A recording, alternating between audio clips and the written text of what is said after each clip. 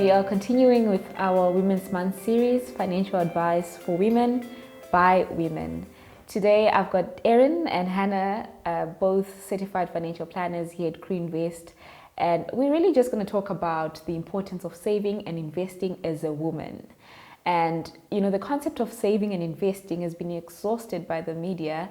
And in the times that we find ourselves in, where the cost of living is very high, maybe Hannah, you can share with us, where does one start with saving? I think it really starts with your budget. So you can look at what you're earning, what you're bringing into your bank account, and what expenses you have, what needs to go out. So from there you can establish if you have a shortfall or a surplus. So if you have a surplus, then obviously you can start saving that surplus somewhere. So you can start off small, start off saving in the savings account with your bank, and you can kind of accumulate those funds every month while you have a surplus, and then you can take it from there. And on the topic of budget, I think it's such an important discussion to have around the budget, because if you can get your budget right, everything flows from there.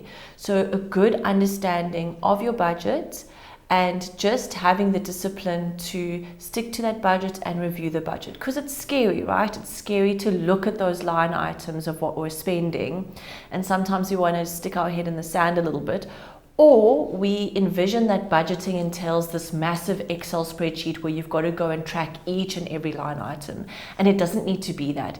It's really just taking responsibility and ownership for understanding what's coming in and what's going out, so that you can start planning where you're going with this extra income that you're wanting to create, or perhaps you need to start settling some debts. So having a good understanding of what debts do you have, what is the purpose that they're serving, is it what we call good debt or bad debt, and how quickly can you get those debts settled so that they're not holding you back from your future financial goals. And I guess as you're budgeting, there are many different ways to support your budgeting out there. I imagine there are apps and other things that you can use to support your budgeting. It's not a natural process, and sometimes you all need just a little bit of a hand in doing that. Maybe Hannah, you can share with us maybe some of those apps that people can use, or some methods really that people can use when they're budgeting. Yes, I think it comes down to discipline and knowing yourself. So if you know that you need to invest your funds first, and then you know that you're in a position where you can spend the rest of your income, then at least you know what disciplines you have in place. So if you're someone that's very disciplined and you wait until the end of the month to see what's surplus, and you're going to accumulate that somewhere else, then that's perfectly fine. But it's just knowing yourself and understanding the discipline. There are some apps out there. There's an app by Old Mutual called 22/7 that you can use to track your income and expenses. And then a good old-fashioned piece of paper and your bank statements. I think budgeting retrospectively is quite important, because we budget in anticipation, but often we blow the budget, or there's an unseen expense that's much higher than we had expected. So sometimes looking back at your bank statements and writing down where you spend what can really be a true reflection of yourself, and kind of force you to look in the mirror and realign your goals and objectives and your budgeting. Yes. I like the point that you make on goals, because often people want to start high. They make all these big goals and they forget to manage their cash flow. So I guess it's important that, as you're setting your goals, as you are budgeting, as you're putting money aside, to have goals that are realistic. You cannot choke yourself, because what happens when a child gets sick, or, when family responsibility calls, you need some access to money. Yes. So if you sort of overcommit yourself, I imagine that would leave you more overwhelmed than motivated to tackle those goals, really. Absolutely. Yeah, so, from budgeting, I guess the next thing is to have clearly defined goals. Because if you can understand what you're saving towards, there are two things that come into play. The one is, how much does your budget need to cater towards that goal, and what kind of product are you going to implement, or solution are you implementing to support that goal? Because there are an array of products out there that come with different product rules on accessibility or tax, or even just, risk? Do you invest in something that's going to grow, or do you need to invest in something that's conservative? So a clear understanding of what your goals are is also just as important. As women, we've got different life stages. Our life is not a straight line. And the issue of when to actually start investing is something that we need to look at. Because you might decide, I think, maybe you want to have kids and you might want to start a family. When is the right time to invest, Hannah? Obviously you're going to have to go back to your budget and see what's available. If you at a point now where your costs for your children are quite high, there might not be room for that. But we always speak about being in the market and being out of the market. And I think the best time is now if the funds are available, because there's obviously this thing called compound interest. So growth on growth is quite powerful over the long term. So getting started and starting small does make a significant difference over the long term. And I think don't be overwhelmed by when.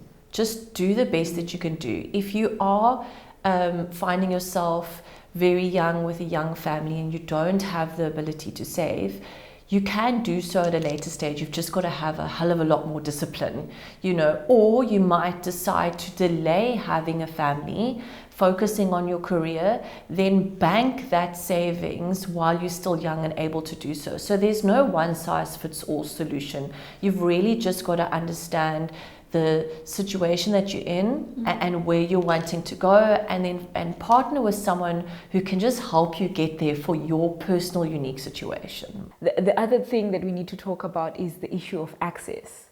So access to funds as you start investing, or you've already started investing, and perhaps you go on maternity leave and maybe you need to make ends meet while you're there and you need some access to your invested funds.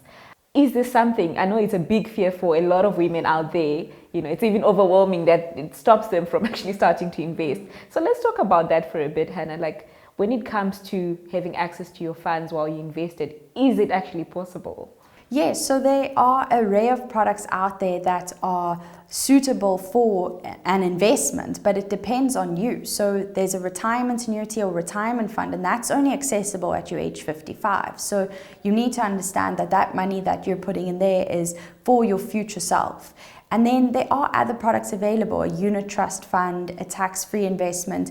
These are accessible. You are able to withdraw them. But coming back to the goals, so Erin mentioned investing in equities, growth assets, or investing in a money market. So you can have a unit trust fund that you have invested more conservatively for a goal that's maybe quite near in the future. And you are able to withdraw these funds and access these funds. So yeah, it's important to understand what you can access and what you can't. You don't want to be in a situation where it is locked away for a period of time, especially when you require those funds. So from what you're explaining, I can gather that there's clearly a lot of information out there. The volume of information in terms of products, in terms of investment markets, I think that can all be overwhelming for a first-time investor, even those that have been invested for a while. So let's talk about maybe the importance of a financial planner in an environment that's got so much information, Erin. Absolutely, and I think some people are under the impression that you've got to have quite a large sum of money before you're able to approach a financial planner, and that's not always the case.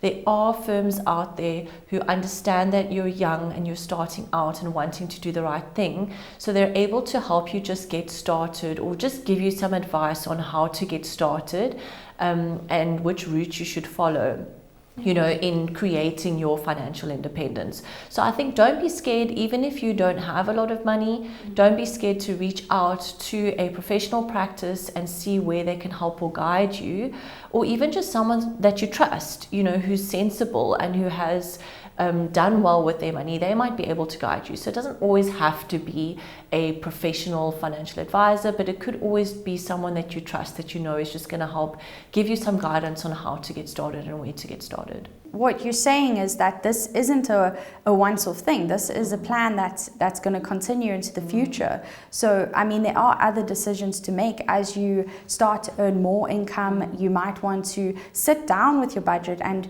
decide where you're going to channel that income. Are you going to channel some of it towards savings and investing? Are there expenses that you need to spend now? And I think we just need to be aware of this thing called lifestyle creep, where as you get an increase, people tend to buy more expensive items, and the funds are spent and you don't even realize it. So I think when you get bonuses and increases, you go back to your budget and establish where you need to channel these funds. One of the things that some women struggle with is you actually just don't have the capacity in your daily budget, right? You've got children.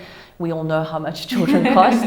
So you're not necessarily able to channel your savings through your daily or your monthly budgeting. And a bonus is a great way to just boost your retirement savings. You know, you can park 25% of your budget away, and don't forget to do something for yourself. Often we're putting everybody else first. You know, there's a lifestyle balance. So keep a little bit aside for yourself and spoil yourself for doing a good job as well. Absolutely. And there's another point that I liked that you raised, Hannah, on, you know, the lifestyle creep. Often, you know, we do talk about saving and investing, and it seems like it's just a straight line. You put money away every month and accumulate some wealth for yourself. But there's peer pressure. There's a new handbag on the market. There is, family responsibility. You know, there's keeping up with the Joneses, what your neighbor is doing, you want to, you know, so how do you maintain financial discipline on the saving journey and investing journey? Again, just writing down your personal goals and objectives. So it's very different for each individual, and that's perfectly fine. But as long as you understand what you want to achieve and you have the means to achieve it, so you really just focus on engaging with a planner, establishing that financial plan and sticking to your goals and your budget. And those might change. I mean, there are risks where you might not have an income or your goals and objectives have changed, and that's perfectly fine. And I think that's where it's nice to engage with someone to help you along that journey. Yeah.